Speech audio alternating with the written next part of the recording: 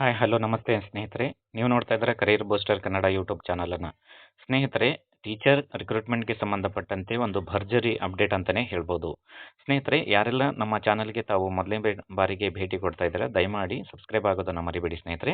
ಈ ವಿಡಿಯೋ ತಮಗೆ ಇಷ್ಟ ಆಗಿದ್ದರೆ ಲೈಕ್ ಮಾಡಿ, ಶೇರ್ ಮಾಡಿ, ಸಬ್ಸ್ಕ್ರೈಬ್ ಆಗೋದನ್ನು ಸಹ ಮರಿಬೇಡಿ ಸ್ನೇಹಿತರೆ.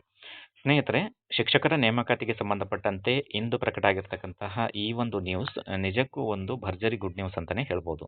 ಯಾಕಂತ ಹೇಳಿದರೆ ಶಿಕ್ಷಕರ ಆಕಾಂಕ್ಷಿಗಳು ತುಂಬ ಜನ ಇದ್ದಾರೆ. ಹಾಗೆಯೇ ಶಿಕ್ಷಕರ ಹುದ್ದೆಗಳಿಗೋಸ್ಕರ ತಾವೆಲ್ಲರೂ ಕೂಡ ಕಾತರದಿಂದ ಕಾಯ್ತಾ ಇದ್ರು. ಇದಕ್ಕೆ ಸಂಬಂಧಪಟ್ಟಂತೆ ಮಾನ್ಯ ಶಿಕ್ಷಣ ಸಚಿವರು ಇಂದಷ್ಟೇ ಒಂದು ಸುದ್ದಿಗೋಷ್ಠಿಯನ್ನು ನಡೆಸಿ ಈ ಶಿಕ್ಷಕರ ನೇಮಕಾತಿಯ ಕುರಿತು ಒಂದು ಸುದ್ದಿಯನ್ನು ಪತ್ರಿಕಾಗೋಷ್ಠಿ ಮೂಲಕ ನೀಡಿರುತ್ತಾರೆ. ಅದೇನು ಅಂತ ಹೇಳಿ ನಾವು ನೋಡ್ತಾ ಹೋಗೋಣ. ರಾಜ್ಯದಲ್ಲಿ ಶಿಕ್ಷಕರ ಹುದ್ದೆಗಳ ಭರ್ತಿ ಕುರಿತು ಮಹತ್ವದ ಅಪ್ಡೇಟ್ ಅನ್ನು ಕೊಟ್ಟಿರ್ತಕ್ಕಂತಹ ಮಾನ್ಯ ಶಿಕ್ಷಣ ಸಚಿವರು. ಸ್ನೇಹಿತರೆ, ರಾಜ್ಯದಲ್ಲಿ ಶಿಕ್ಷಕರ ಹುದ್ದೆಗಳಿಗೆ ಭರ್ತಿ ಮಾಡುವುದಕ್ಕೋಸ್ಕರ ಶಿಕ್ಷಣ ಇಲಾಖೆ ಆಗಾಗ ಮಾಹಿತಿಯನ್ನು ನೀಡ್ತಾ ಇರುತ್ತೆ.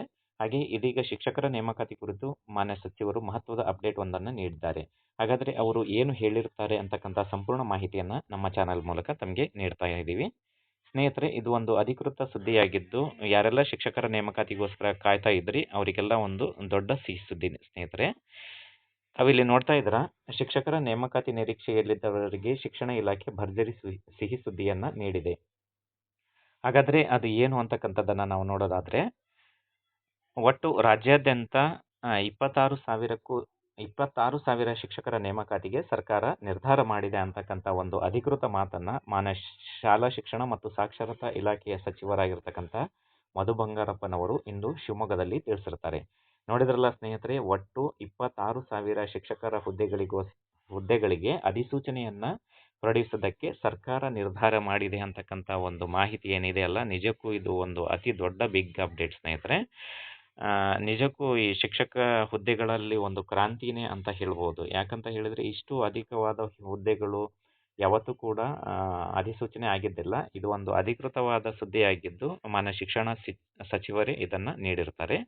ಶಿಕ್ಷಕ ಹುದ್ದೆಗಳಿಗೆ ಅರ್ಜಿ ಸಲ್ಲಿಕೆ ಮಾಡಲು ಅಧಿಸೂಚನೆಯನ್ನು ಹೊರಡಿಸಲಾಗಿದೆ. ಅಕ್ಟೋಬರ್ 23ರಿಂದ ನವೆಂಬರ್ 9ರವರೆಗೆ ಶಿಕ್ಷಕರ ಹುದ್ದೆಗಳಿಗೆ ಅರ್ಜಿ ಸಲ್ಲಿಸಲು ಅವಕಾಶವನ್ನು ಕಲ್ಪಿಸಲಾಗಿದೆ ಅಂತಕ್ಕಂಥ ಮಾತನ್ನು ಸಹ ಹೇಳ್ತಾ, ಡಿಸೆಂಬರ್ 7ರಂದು ಟಿ ಪರೀಕ್ಷೆಯನ್ನು ಸಹ ನಡೆಸಲು ನಿರ್ಧರಿಸಲಾಗಿದೆ ಅಂತಕ್ಕಂಥ ಒಂದು ಮಾಹಿತಿಯನ್ನು ನೀಡಿದ್ದಾರೆ.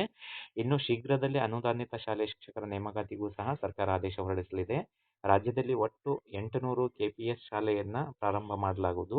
6ನೇ ತರಗತಿಯಿಂದ ಕನ್ನಡದ ಜೊತೆಗೆ ಇಂಗ್ಲಿಷ್ ಕಲಿಕೆಗೂ ಸಹ ಅವಕಾಶ ಇರಲಿದೆ. ಕರ್ನಾಟಕ ಪಬ್ಲಿಕ್ ಶಾಲೆಯಲ್ಲಿ 3,000 ಕೋಟಿ ರೂಪಾಯಿಯನ್ನು ಮೀಸಲಿಡಲಾಗಿದೆ ಅಂತಕ್ಕಂಥ ಮಾತನ್ನು ಮಾನ್ಯ ಸಚಿವರು ತಿಳಿಸಿರ್ತಾರೆ.